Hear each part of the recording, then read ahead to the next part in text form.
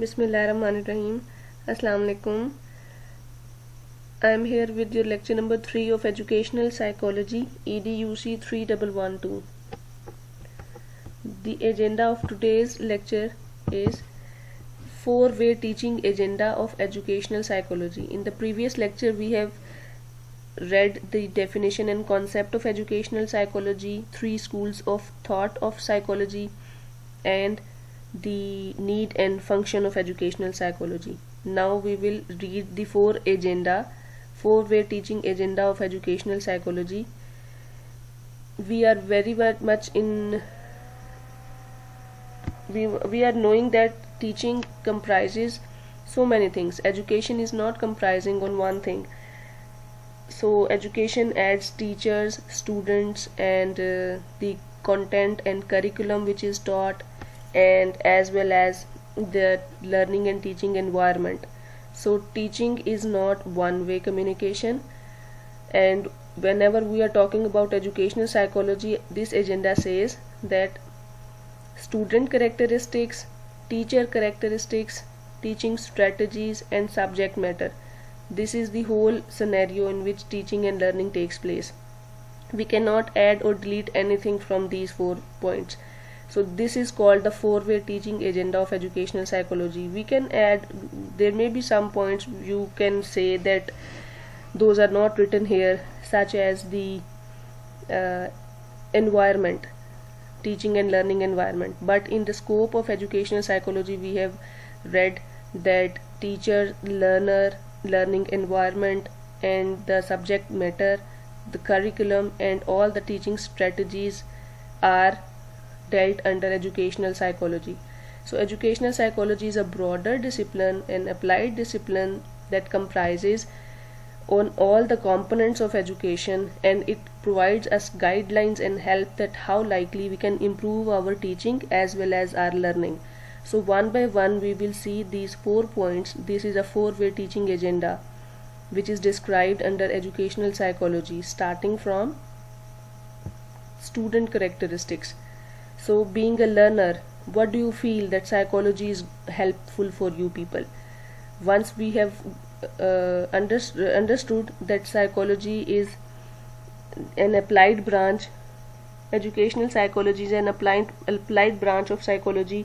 It teaches us how to become a good learner. On the part of you people as student, it is providing you guidelines that how to become a good learner.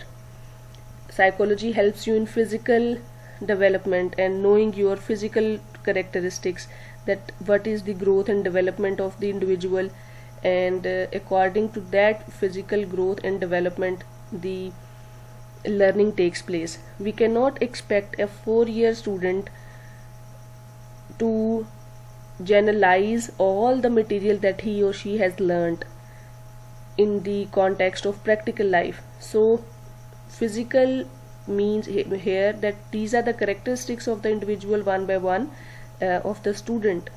So we will see that how psychology influencing students to become good learners and knowing themselves. Physical, इसमें ये आ जाता है कि हमें अपनी growth and development का पता होता है as a student, and according to that we learn well. In psychological we say that mental capabilities and abilities are different from one another. So we can say that some people are more intelligent, some are low intelligent, some are average intelligent. So according to the caliber, what does the psyche says? And on the other hand, we cannot say that all the people perceive the same information at one level. All of you are sitting in the class, but psychology says each one has different perception level. So whenever the information is given to you, you learn according to your perception. So psychological mind making of each individual is different from one another. So psychology defines the individual characteristics, the student characteristics among the students. Cognitive means that mental abilities and capabilities. So all the people have different mental tendencies. So we can say that IQ levels of all the students are different.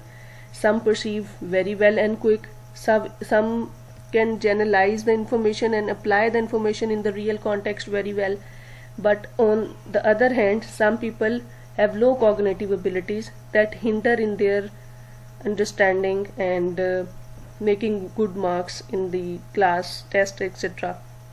Personal means every individual has different interest and abilities. So if a student knows himself well, then he or she can makes best out of his potential. So psychology helps the students to know him or herself very well. This is personal characteristics. Moral means the code of conduct and to follow the norms and rituals of any society where we are living. आप में से कितने लोग हैं जो मैनरेबल हैं, और वो आप अगर मैनर्स को काफ़ी सारी जगहें ऐसी हैं जहाँ पे ऑब्जर्व नहीं भी करते, तो no one can ask you to obey that. But moral obligations compel you to become a good citizens in the society. The simple example is that you do not cheat in the examination. So it can be your personal characteristic, and this is your moral ability. Psychology tells us that how moral development of the individual takes place, and what are the factors that influence the moral development of the students. Motivations. It means you are motivated in different ways. Some are intrinsically motivated, some are extrinsically motivated. So what are your motivations behind achieving any task? This is defined by educational psychology. And specifically in teaching and learning process, you must be knowing that whenever your teacher says that you will be given with some incentives or some reward at the end of completion of some task, then you will be likely having more energy in yourself to complete that task well in time and with perfection under your capacity. Then comes individual and group behavior. It is also defined by educational psychology as a 4 agenda of teaching under student characteristics, that each individual works well and the capacity of individuals differ whenever they work separately and whenever they work in group. So psychology defines the individual and group behavior. Whenever you are given a team or peer task, group task, you perform in a different way and you try to perform your abilities well. So psychology helps individuals to know that what are their behavior whenever working separately and whenever working in groups. Then comes the special needs.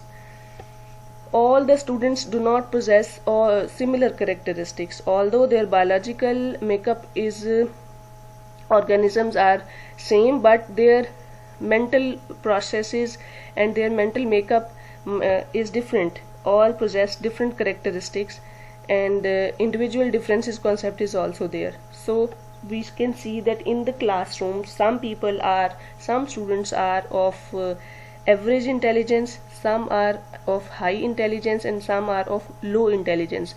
According to the special needs of each student, teaching can occur. And similarly, students can learn that how to behave with other students while they may having some special needs. Some may be having low IQ, this is already said, and special needs may also include some physical deficiencies. Some maybe are blind, or otherwise some has low caliber, so low or average kind of perception. So special needs are there, and it is defined by educational psychology. Culture and gender. It is also explained on student level that the demand of each culture and some gender roles, which are stereotypical roles defined by the society, are attached with the individuals. So how likely a student behaves by observing the norms and rituals of a culture, as well as what are the gender roles expected by an individual in the society, is defined also by psychology. And student characteristics, under student characteristics we can say that psychology helps us to behave according to the requirement. You must have learned that going with the flow or do whatever the society is demanding, we all perform so according to the norms of the society. So psychology helps the student in all the kind of these points, helping him or her to become a good learner.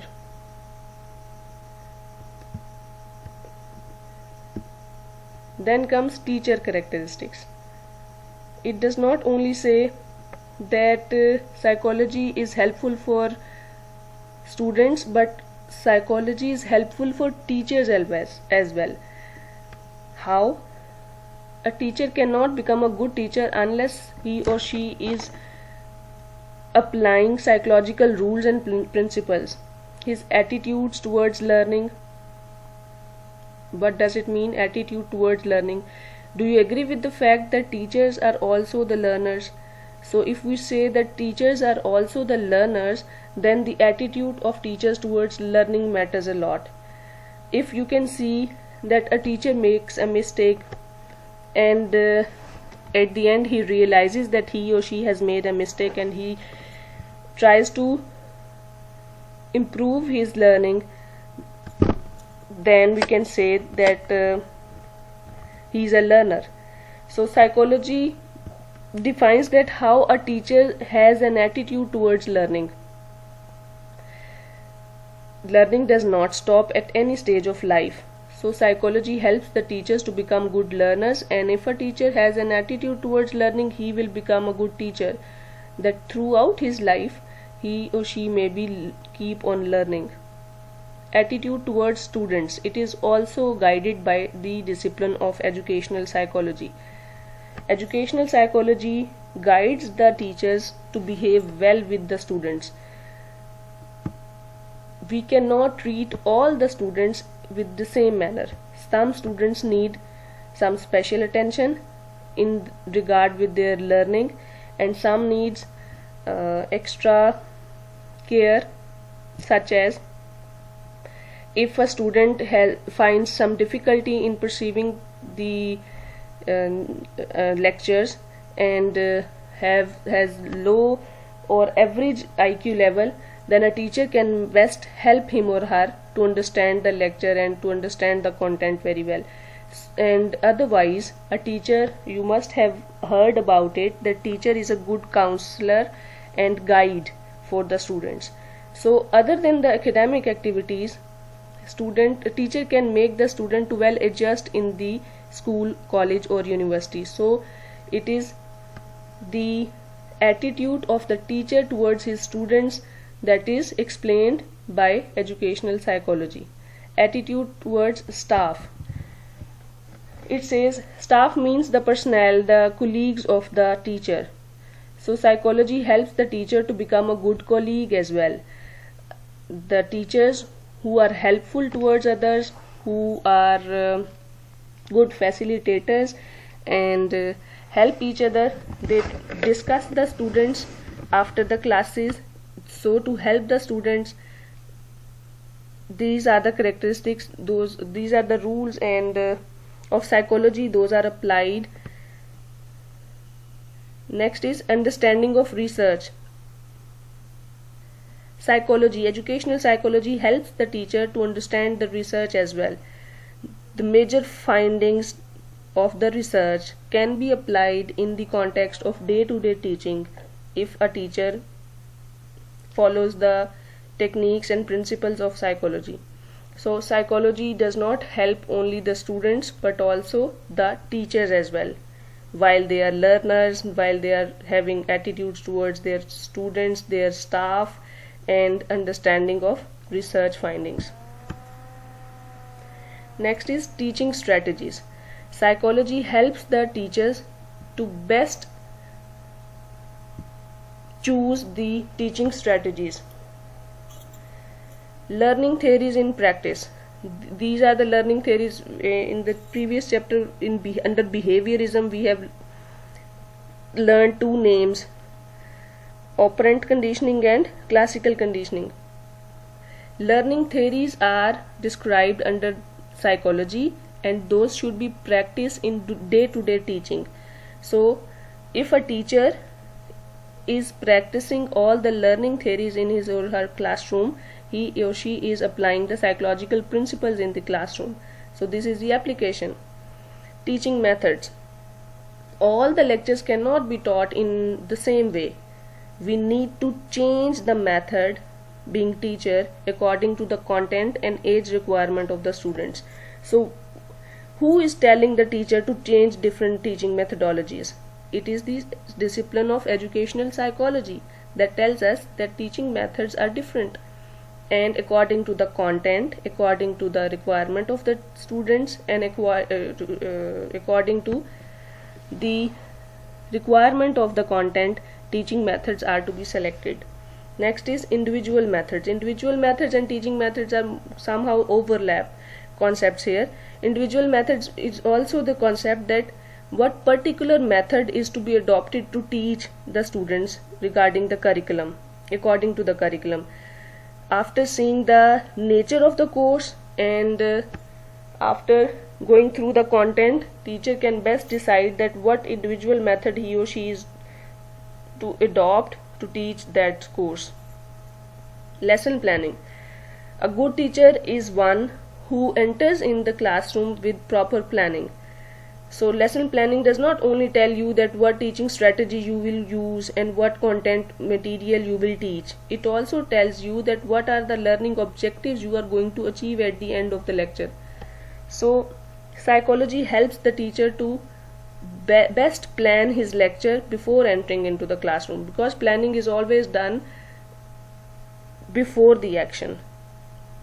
So lesson planning, and there are so many techniques, so many kind of uniqueness in the lesson planning. So psychology helps the teacher to design best activities, to use the AV aids in the proper manner, to choose the length of the content in the right manner, and to follow the timetable according to the prescribed by the organization. Variation in the structure. So a good teacher is one who puts some variation in the structure. If the hierarchy of the content is according to is pre-decided, a good teacher can make due variations in that structure. So who tells the teacher to make that variations? It is the discipline of educational psychology. The simple example is that if related topics are there and under those there is an unrelated topic, so a good teacher can teach the related topics one by one, and after those topics the under topic can be told later. So the structure may be unit 1, 2, 3, 4, and the variation may be 1 and 3 will be taught together, and then 2 and 4 will be taught together. So this is the variation in the structure that a teacher can make, and he or she can adopt certain teaching strategy to teach the content well, and it is due to the educational psychology. Student discipline. This is a difficult and kind of challenging phenomena to be controlled in the classroom while you are teaching. You have observed in the small classes, in the grade 6 to 10 classes, that whenever an outsider comes into the classroom to talk to your course instructor, teacher, other students who are sitting in the classroom, they start making noise. So the student discipline gets disturbed. So how a teacher can maintain good student discipline within the classroom? There are so many strategies and techniques told by educational psychology that how likely student discipline can be maintained. We cannot always keep a pressure on the students by making them shouting on them, or by making their names or asking their names, or punishing them, but the punishments can be psychological. So psychology gives you so many techniques that how you can make student discipline in the classroom. Questioning. This is also a teaching strategy while teaching into the classroom, how a teacher can best ask the questions to the students, where to ask the question, and how to generate next questions within the questions of the student. This is a technique, and it can be guided by educational psychology, because asking a question at the end of a lecture is a general fact, all of us do so. But teaching students with questioning is an art, and it is a strategy that you put some question that arise the interest of the student, that raise the interest of the student, as well as the curiosity of the student arises if you put relevant questions at the start, mid or end of the lecture. So this is a technique. Use of test. When and how a test can be used as a teaching strategy by the teacher, it is also told by educational psychology. All of you being students know that you do not like testing. Do you like testing? So I think no. But a good teacher can take a test without letting the students know that they are being tested. There can be so many interesting quizzes, so many kind of tests which are led by some incentive or some reward to the classroom, and appreciation and feedback given properly, then a test can not surprise the students in a way that usually or traditionally does. The fourth point, which is the four-way teaching agenda, is subject matter. Psychology is helpful for the students and teachers, but it also is helpful for subject matter as well. Subject matter means whatever is to be taught to the students, the content, the material, the curriculum which do you read in the classes, that is subject matter. Number one is structure of discipline. Structure of discipline means that what are the major discipline or program in which you are enrolled, and what is its structure, what are the other courses involved in your program, that is arranged by the help of educational psychology. Basic concept of material being taught. Psychology helps the teacher to teach the students with their basic concepts of material. Not only subject matter also involve the basic concepts of material.